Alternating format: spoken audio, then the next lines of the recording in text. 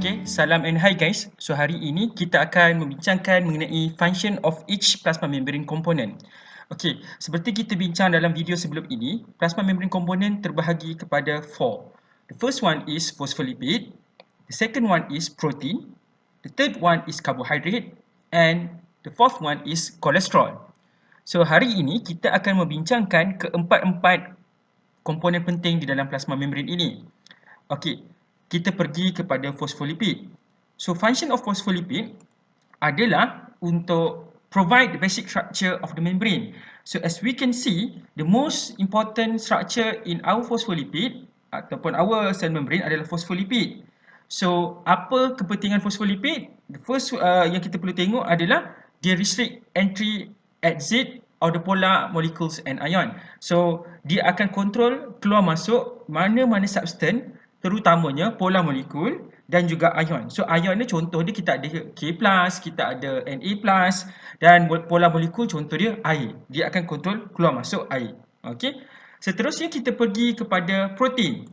So function of protein terbahagi kepada 6. Okey, 6. Ada banyak. So kalau kamu confused, saya kasih kamu satu mnemonic. So nama mnemonic ni adalah TESCHIA. TESCHIA. So apa di TESCHIA? T stand for transport, E stands for enzymatic activity, S signals transduction, C cell-cell recognition, I intracellular joining, dan A attachment to the cytoskeleton and extracellular matrix. So sekarang ini saya akan menerangkan apa the function of protein dekat setiap untuk protein dekat dalam plasma membrane. Yang pertamanya sekali adalah untuk transport. So apa kepentingan protein? Yang pertama adalah untuk transport. Macam kita bincangkan, keluar masuk molekul di dalam kita punya plasma membrane dikontrol oleh protein. Okey, so untuk protein dekat dalam untuk transport ada terbahagi kepada dua jenis. Yang pertamanya adalah channel protein, yang keduanya adalah carrier protein. So channel protein ni selalunya dia akan ada berbentuk satu terusan ataupun kita bagi sebagai channel, dan carrier protein ini bentuk dia seperti buah jambu. Okey, kalau kita tengok ada seperti macam bentuk buah jambu, ada yang bentuknya orang kata maksudnya berlipat-lipat. So dia carry serta-serta molekul yang kita akan bincangkan dalam subtopik transport later on. Okay. So seterusnya kita pergi kepada cell-cell recognition. So apa maksud cell-cell recognition? Kita refer kepada glycoprotein. Okay. So glycoprotein function dia adalah untuk sebagai identification tag. Okay. Identification tag maksudnya adalah kita nak kenal sel, macam mana kita gunakan dia punya glycoprotein. Okey, so kalau kita manusia, kita akan tengok rupa orang itu, okey ini kita kenal, ini Ahmad, ini Chun, dan ini adalah Siva. Okey, tapi untuk sel, macam mana dia nak kenal antara satu sama lain? Dia dibezakan melalui dia punya glycoprotein dia yang bertindak sebagai identification tag. So ini penting untuk kita punya immune system. Bila bakteria tu masuk ke dalam kita punya badan, kita boleh kenal dia menggunakan glycoprotein. Okey, seterusnya adalah signal transduction. Okey, so apa maksud signal transduction? Signal transduction ni macam mana kita nak sampaikan satu-satu information itu ke dalam sel. Okey, contohnya kita ambil sel misai kita. Okey, so sel kulit kita dekat bahagian misai kita ini, so bila dia dapat respon, contohnya hormon ataupun hormon testosteron lah, bila kita matang, kita ada hormon testosteron. So masa kecil-kecil kita tak ada misai kan? So bila kita dah besar nanti, so apa yang berlaku adalah kita dapat kita punya testosteron. So testosteron itu akan menyampaikan information daripada luar sel. So macam mana?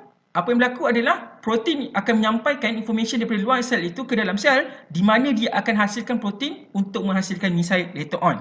Okey, ini maksud signal transduction. Saya akan terangkan dengan lebih lanjut dalam tutorial later on.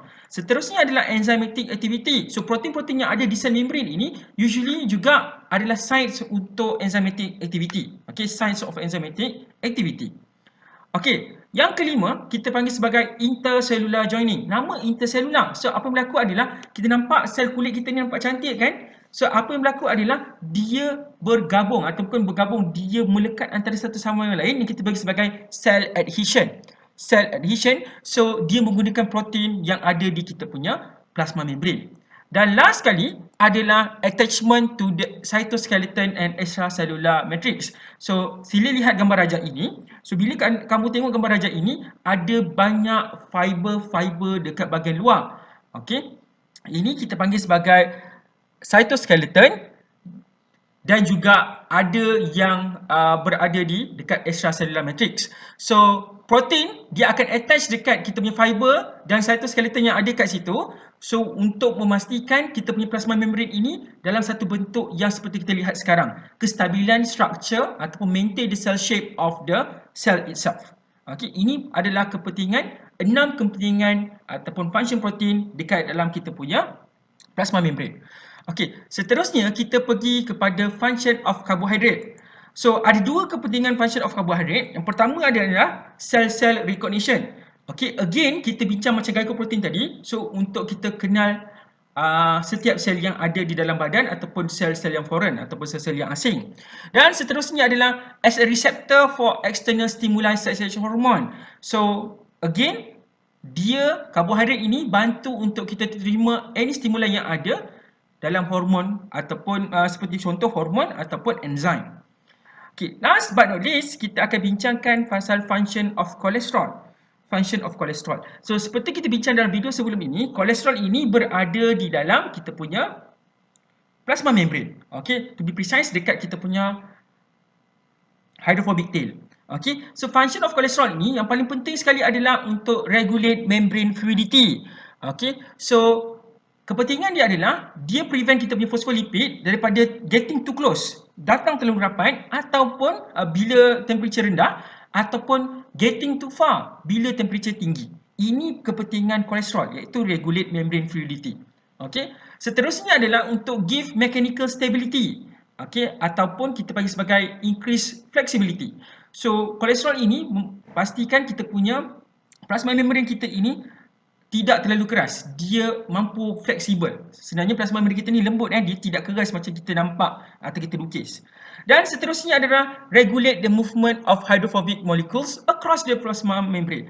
So, dia bantu juga untuk menggerakkan any hydrophobic molecule, benda-benda yang non-polar untuk masuk ke dalam kita punya sel membrane kita. So, ini adalah function of cholesterol. Okay, so saya tahu benda ini sedikit kompleks. So, pastikan anda hadam dan anda boleh tengok dalam lecture note untuk mendapatkan information yang lebih lanjut. Seterusnya, kita akan bincang dalam tutorial mana-mana subtopik yang kita agak blur untuk plasma membrane ini. Sekian, terima kasih dan Assalamualaikum.